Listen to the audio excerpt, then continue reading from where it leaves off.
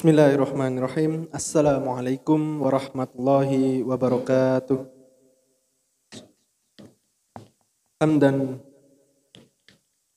wa syukran lillahi. Asyhadu an la ilaha illallah wahdahu la syarikalah wa asyhadu anna Muhammadan abduhu wa rasuluh. Pertama-tama kami dari DKM Masjid As-Sofiyah mengucapkan ahlan wa sahlan. Selamat datang kepada para jamaah sekalian. Terima kasih telah memilih Masjid As-Sofiyah sebagai tempat pelaksanaan sholat isya dan insya Allah akan dilanjutkan oleh sholat tarawih secara berjamaah. Yang kedua, kami juga mengucapkan marhaban ya Ramadan, selamat menunaikan ibadah puasa di bulan Ramadan 1442 Hijriah. Semoga kita semua senantiasa diberi kemudahan oleh Allah Subhanahu wa taala untuk senantiasa berbuat amal soleh dan diberi kesehatan selalu. Amin. Allahumma amin. Ada beberapa pengumuman yang ingin kami sampaikan, akan tapi sebelumnya bagi jamaah yang membawa alat komunikasi, mohon bantuannya untuk mensilentkan atau menonaktifkan alat komunikasinya demi kekhusyuan sholat berjamaah kita. Dan dihimbau kepada para jamaah sekalian untuk senantiasa menaati dan melaksanakan protokol kesehatan pencegahan COVID-19 selama berada di area Masjid As-Sofiyah. Kemudian bagi jamaah yang di depannya terdapat keropak, mohon bantuannya untuk menjalankannya. Dan bagi jamaah yang ingin menyalurkan zakat infak sodako ataupun ingin ikut serta dalam pengadaan buka puasa, bisa menghubungi kami atau datang ke kantor sekretariat DKM Masjid As-Sofiyah. Pengumuman selanjutnya yaitu mengenai kultum Ramadan pada tahun ini. Dan insya Allah akan diisi hari ini oleh guru kita yang terhormat Al-Ustadz Dr. K. Haji Ibdal Shah MA. Alhamdulillah beliau sudah berada di tengah-tengah kita. Dan yang bertindak sebagai imam yang terhormat Al-Ustadz Ahmad Rifai MEI. Sekali lagi kami himbau kepada para jamaah sekalian untuk senantiasa menaati dan melaksanakan protokol kesehatan pencegahan COVID-19 selama berada di area Masjid As-Sofiyah. Dan sekali lagi bagi para jamaah yang ingin menyalurkan atau menunaikan zakat, infak, dan sodako ataupun ingin ikut serta dalam pengadaan buka puasa, bisa menghubungi kami atau datang ke kantor sekretariat DKM Masjid As-Sofiyah. Mungkin itu saja yang dapat kami sampaikan, kurang dan lebihnya mohon maaf. Billahi taufiq wal hidayah. Assalamualaikum warahmatullahi wabarakatuh. Kepada yang terhormat Al-Ustadz Dr. K. Haji Ibdal Shah MA, kami persilakan.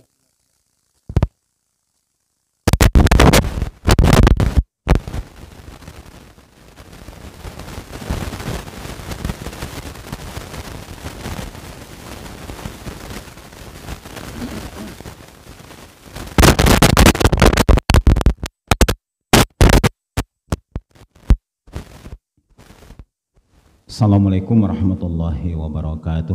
Waalaikumsalam. Alhamdulillahirabbil alamin. Wassalatu wassalamu ala asyrafil anbiya'i wal mursalin wa ala alihi wa ashabihi ajma'in. Qala Allah Ta'ala fi kitabihil karim, a'udzubillahi minasyaitonir rajim. Bismillahirrahmanirrahim. Ya ayyuhalladzina amanu kutiba alaikumus siyam kama kutiba alal ladzina min qablikum la'allakum tattaqun. Shadaqallahul azim. Masyiral muslimin muslimat rahimakumullah. Kita bersyukur kepada Allah Subhanahu wa taala sampai detik malam hari ini di awal malam Ramadan kita diberi oleh Allah nikmatul hayah, nikmatus sihah, nikmatul faragh, nikmat kehidupan, nikmat kesehatan, serta nikmat juga ada keluangan waktu. Sehingga kita bisa berada di majelis ilmu ini, serta kita i'tikaf sejenak untuk nanti kita lanjutkan dengan sholat tarawih berjamaah. Ma'asyiral muslimin, muslimat rahimakumullah, karunia terbesar yang Allah berikan kepada kita yaitu dengan adanya sayyidus syuhur, penghulunya bulan, itu adalah bulan suci Ramadan. Ketika bulan ini tiba, Rasulullah menyampaikan kepada para sahabatnya, qad ja'akum syahrun mubarak, telah datang kepada Anda sekalian bulan yang penuh dengan keberkahan. Jadi sepanjang bulan Ramadan ini Allah menurunkan keberkahannya.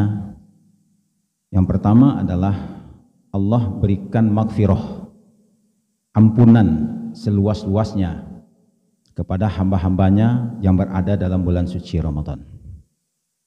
Maka kita sebut juga bulan suci Ramadan ini dengan syahrul maghfirah, karena Allah memberikan ampunan kepada hamba-hambanya yang mungkin sebelum Ramadan itu banyak dosa dan kesalahannya.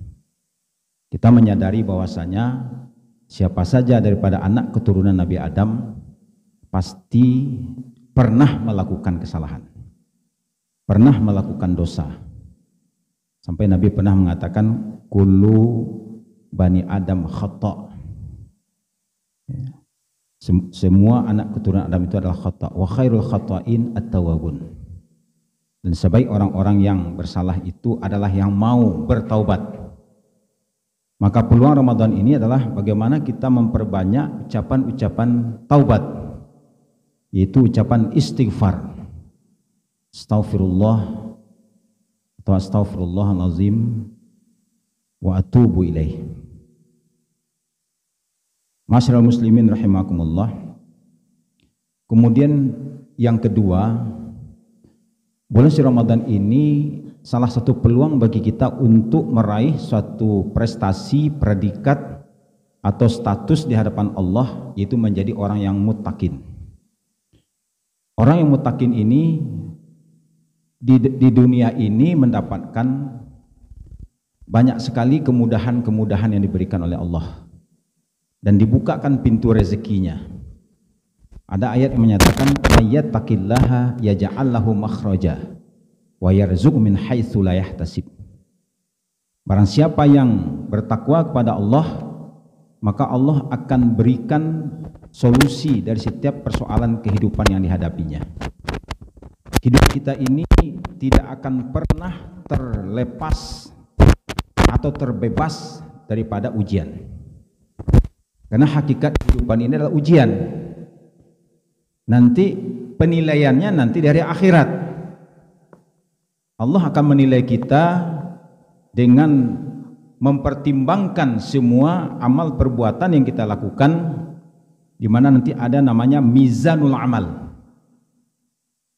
Allah menyatakan, fa amma man thaqulat mawazinuhu fahuwa fi 'ishatir radiyah wa amma man khaffat mawazinuhu fa ummuhu hawiyah wa ma adraka ma hiya narun hamiyah. Jadi orang-orang yang timbangan amalnya itu berat dibandingkan dengan timbangan perbuatan-perbuatan jahat yang pernah dia lakukan, maka dia termasuk kategori orang yang berbahagia. Artinya dimasukkan oleh Allah ke dalam surganya tanpa merasakan sakitnya azab neraka. Fa amma man thaqulat mawazinu fa huwa fi 'ishatir radiyah. Jadi kalau orang itu yang baiknya adalah lebih dominan, maka dia adalah orang yang diridai oleh Allah. Namun orang-orang yang ternyata maksiat yang dilakukannya itu lebih banyak daripada perbuatan baik yang dilakukan, ketika ditimbang nanti, maka dia akan masuk ke dalam neraka hawiyah, itu api yang bernyala-nyala. Oleh karena begitu sangat menentukan dunia ini sebagai tempat bagi kita untuk mempersiapkan hari akhirat, maka Allah sebetulnya tidak ingin hamba-hambanya itu masuk neraka. Maka Allah berikanlah peluang-peluang supaya kita ini terhindar dari siksa api neraka. Yaitu salah satunya adalah dengan adanya bulan suci Ramadan.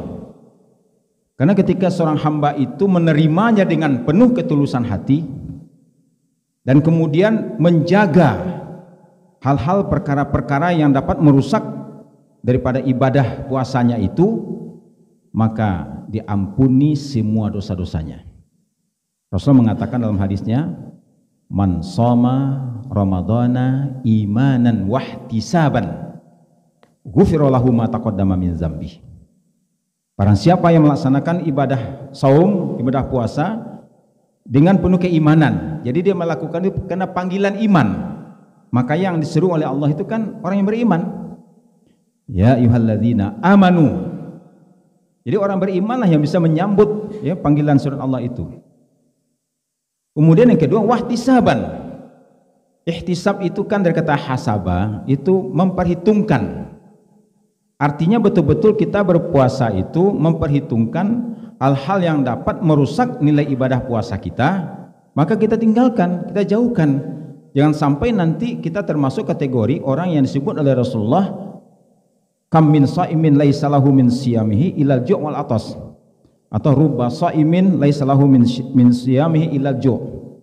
Betapa banyaknya orang yang melaksanakan ibadah saum tetapi yang didapatkan hanya sekedar lapar dan dahaga saja. Atau dalam hadis yang kedua tadi, yaitu adalah rubba shaimin, ya, banyak sekali orang yang berpuasa laisa lahu min siyamihi ilal ju'. Dia tidak mendapatkan nilai kecuali hanya lapar saja. Jadi yang sampai demikian, oleh karena itu kita harus menjaga. Makanya kata Nabi, kalau salah seorang di antara kalian berpuasa, ya, janganlah, ya, ada kata-kata larangannya, la yarfas wala yashab. Ya, bahkan wa insaba ahadun aw qatalahu ya fayaqul inni shaim. Jadi kalau kita berpuasa itu nggak boleh kita ngomong yang jorok, yang kotor. Ya, yarfas itu yang ada hubungannya dengan membangkitkan syahwat, itu nggak boleh. Walaupun ngomong melihat yang membangkitkan syahwat juga nggak boleh juga. Ya. Dan kemudian tidak boleh kita berteriak-teriak yang tidak ada maksud dan tujuannya. Ya. Berteriak ada juga yang boleh. Ya. Yaitu kalau di Tanah Abang, ya, lengan pendek 100, lengan panjang 200 misalnya. Ya. Apa itu, berteriak-teriak ya untuk menawarkan dagangan, ya boleh. Tapi maksudnya dilarang berteriak-teriak itu yang nggak jelas, ya. Jadi orang yang berbicara keras tetapi tidak jelas apa yang dibicarakannya, ya. Termasuk juga yang boleh berteriak itu adalah khatib Jumat, ya, kalau dia berkhutbah. Nah, jadi di sini artinya pengendalian diri, ya, sehingga kita bisa mendapatkan meraih predikat muttaqin itu. Nah, kemudian Allah Subhanahu Wa Taala memberikan peluang juga kepada kita menjadi hamba Allah yang bersyukur kepada Allah Subhanahu wa taala.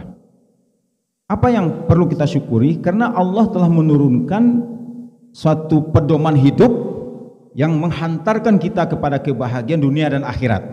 Itu Al-Qur'anul Karim. Syahrul Ramadan alladzi unzila fihi al-Qur'an hudan linnasi wa bayyinatin minal huda wal furqan. Karena nanti ujung ayat itu mengatakan la'alakum tashkurun, agar kamu bersyukur. Jadi kita bersyukur dengan adanya Al-Qur'anul Karim ini sebagai bukti kebenaran ajaran yang dibawa oleh Rasulullah SAW, karena Al-Qur'an ini tidak dapat dipalsukan. Al-Qur'an ini dijaga oleh Allah Subhanahu wa taala. Sampai detik hari ini tidak ada satupun manusia yang sanggup menandingi kehebatan Al-Quran. Ini menandakan bahwasanya Islam itu adalah agama yang pasti kebenarannya, dan kita tidak boleh ragu sedikit pun. La raiba fih. Jadi Al-Quranul Karim ini adalah pedoman. Karena dia pedoman, maka kita diperintahkan membaca dan memahaminya, serta menjadikan dia sebagai pedoman dalam hidup kita. Karena di dalamnya itu ada furqan, ya, furqan itu yang membedakan mana minuman yang dibolehkan, mana minuman yang tidak dibolehkan. Itu ada dalam Al-Quran, ya. Dalam Al-Quran itu dibolehkan kita meminum, memakan yang baik-baik, ya, kulu washrabu min rizqillahi halalan thayyibah. Tapi kita tidak boleh meminum makanan minuman yang haram, ya, seperti misalnya minum khamar, ya, memakan bangkai, ya, makan babi, walaupun sekarang tidak disebut babi, ya, disebutnya istilah-istilah yang lain lah begitu ya, tidak babi, misalnya khinzir ya dalam bahasa Arab. Nah, jadi oleh karena itu ada furqan dalam Al-Qur'anul Karim, membedakan, sehingga setiap huruf yang kita baca itu diapresiasi, dihargai oleh Allah Subhanahu wa taala dengan pahala yang berlipat ganda. Kita membaca misalnya alif lam mim, kata Rasulullah, jangan kau katakan alif lam dan mim itu, tapi katakanlah alif 1, lam 1, mim 1, dan masing-masing itu dapat pahala 10. Jadi alif itu 10 kali lipat, lam 10 kali lipat, mim 10 kali lipat. Kita membaca Al-Quran itu di luar Ramadan. Kalau dalam bulan suci Ramadan itu lebih lagi dilipat gandakannya.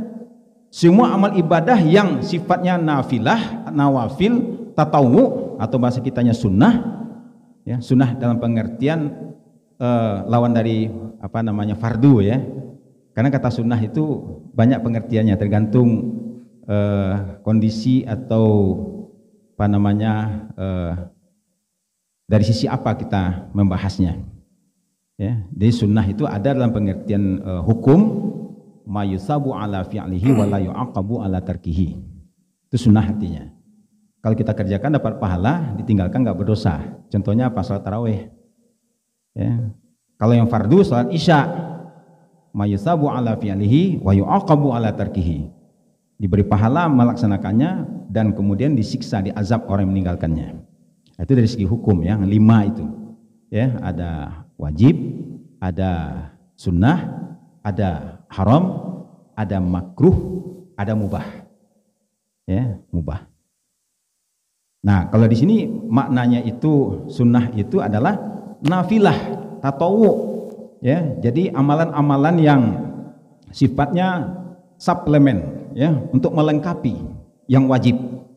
Ya, contohnya adalah tarawih, sholat tahajud kalau bagi sholatnya. Kalau untuk harta misalnya zakat itu fardu wajib, tapi infak sedekah ini sunnah. Jadi dalam Ramadan ini amalan-amalan sunnah itu dilipat gandakan pahalanya seperti melakukan amal yang wajib. Begitu Allah melipat gandakannya. Kalau yang wajib dilipat gandakan lagi 70 kali lipat. Ya, dan seterusnya, kita nggak tahu bagaimana kelebihan lagi. Jadi oleh karena itu Bapak dan Ibu sekalian dirahmati oleh Allah, jadi harus kita syukuri Al-Quran itu dengan kita membacanya. Ya, mata kita ini sudah banyak yang dilihatnya yang aneh-aneh. Sekarang kita coba untuk fokus selama 1 bulan ini.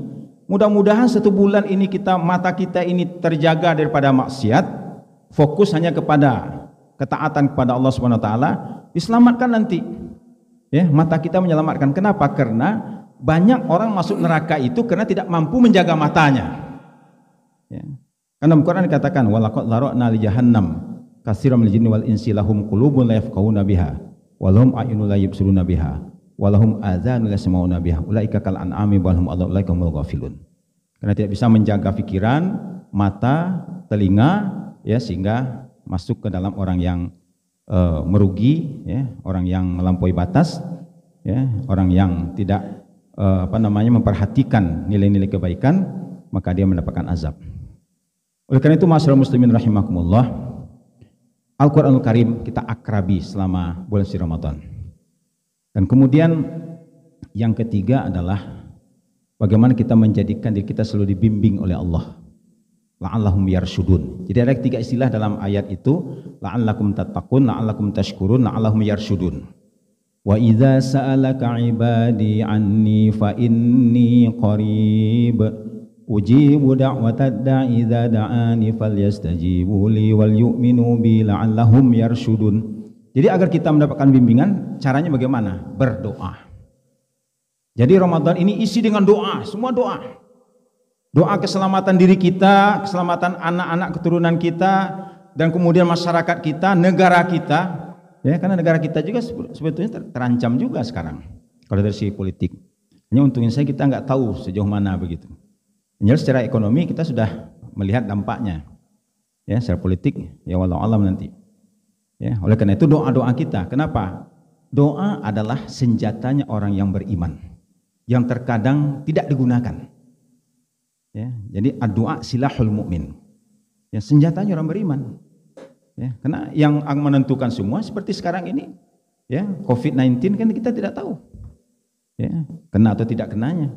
Ya, satu-satu jalan bisa ke jalan berdoa kepada Allah SWT. Makanya kalau kita mencoba untuk sedikit mengkaitkan lah ya, atau setidak-tidaknya menghubung-hubungkan ya. Jadi kalau ada istilah dalam dunia COVID sekarang ini vaksin misalnya, ya, maka vaksin yang harus kita selalu isi di badan kita adalah dengan tilawatil Quran. Kalau ada istilah sekarang ini masker itu kan untuk menjaga, ya, menjaga diri kita, maka yang kita lakukan adalah sholat dan puasa. Dia sebut adalah junnah. Sholat mencegah kita dari perbuatan maksiat, ya, dan puasa itu disebut dengan junnah, membenting kita dari siksa api neraka. Kalau ada istilah misalnya jaga jarak, ya, jaga jarak dengan maksiat, ya, pokoknya jangan disentuh, jangan didekati. Itu aja sekarang, prinsipnya simpel aja, asal ada unsur maksiatnya tinggalkan, ya, jaga jarak. Karena kalau kita masuk ke dalam wilayah itu, kita akan menjadi orang yang merugi. Nah, kalau ada istilah misalnya cuci tangan, ya, harus sering-sering cuci tangan. Jangan bagaimana? Banyak berinfak sedekah. Sedekah itu membersihkan itu, ya, membersihkan hati kita dari sifat hubbud dunia, ya. Udah, kalau kita sudah punya sarana, ya. Masjid As-Sofia ini tadi sampaikan menyalurkan zakat, infak, sedekah. Jadi Bapak Ibu sekalian tidak usah berpikir lagi, udah serahin aja ke sini, ya, biar dikelola gitu, sehingga bisa dinikmati oleh semua orang yang sholat di sini, ya, karena masjid ini masjid transit, ya, jadi banyak orang yang lalu lalang di sini, tapi begitu sholat di sini, berwudu di sini, merasa nyaman, ya. Nah, kenyamanan itu harus kita jaga dan kita pelihara. Bagaimana caranya? Ya itulah dengan jamaah sekalian, ya, sisihkan saja, ya, banyak-banyak juga nggak apa-apa, ya, toh yang kita berikan itu adalah amanat Allah, nanti juga akan diganti oleh Allah. Nah, kalau ada istilah meningkatkan imun, nah itulah doa dan zikir. Dan saya menganjurkan sekali salah satu doa yang jangan ditinggalkan, ya, Allahumma inna nas'aluka ridhaka wal jannah wa na'udzubika min sakhatika wan nar. Itu jangan ditinggalkan. Pokoknya setiap malam hajar itu, hantam itu berkali-kali. Ya, Allahumma inna nas'aluka ridhaka wal jannah, ridho dan jannah. Wa na'udzubika min sakhatika wan nar. Kita tidak ingin dimurkai oleh Allah, ya, dan kita ingin terhindar dari siksa api neraka. Itu satu kalau doa. Dan kalau zikir, ya, kalau zikir kalimat la ilaha illallah dan kalimat thayyibah, tasbih, tahmid, tahlil dan takbir. Ya, jadi la ilaha illallah itu diperbanyak. Apakah dengan redaksi la ilaha illallah wahdahu la syarikalah lahul mulku wal hamdu yuhyi wa yumiit wa huwa ala kulli syai'in qadir, atau la ilaha illallah al-malikul haqqul mubin, atau la ilaha illallah, la ilaha illallah. Karena pernah Nabi Musa meminta kepada Allah amalan, ini yang diajarkan oleh Allah kepada Nabi Musa. Nabi Musa kemudian ada sedikit komentarnya, apa enggak ada lagi yang lain ya Allah? Hai Musa, andaikan kau timbang kalimat ini dengan langit dan bumi, maka ini lebih berat timbangannya. Ya, makanya kalau ada orang yang kalimat terakhirnya kalimat la ilaha illallah, pasti masuk surga. Ya, jadi ada orang meninggal misalnya la ilaha illallah, ya, bukan gol, ya, gol. Ya, ada orang kan tengah malam gitu lihat nonton bola, kalimatnya gol. Ya, setelah itu nggak ada lagi kalimatnya, diam dia. Atau nyanyi dangdut, ya, ada orang nyanyi dangdut belum selesai nyanyiannya jatuh dia. Ya, ini kalimat la ilaha illallah. Dan kalimat subhanallah walhamdulillah wala ilaha illallah akbar. Ini adalah kalimat yang diajarkan oleh Nabi Ibrahim ketika Nabi Muhammad SAW berjumpa dengan beliau dalam saat Mi'raj. Hai Muhammad, sampaikan kepada umatmu bahwasanya surga itu tanahnya subur. Tanamilah. Dengan apa ditanamin? Subhanallah, alhamdulillah, la ilaha illallah akbar. Jadi ini adalah zikir dan doa untuk meningkatkan imunitas badan kita, ya, supaya kita terhindar dari segala mara bahaya dan bencana. Ya, demikian, bila taufik wal hidayah. Assalamualaikum warahmatullahi wabarakatuh.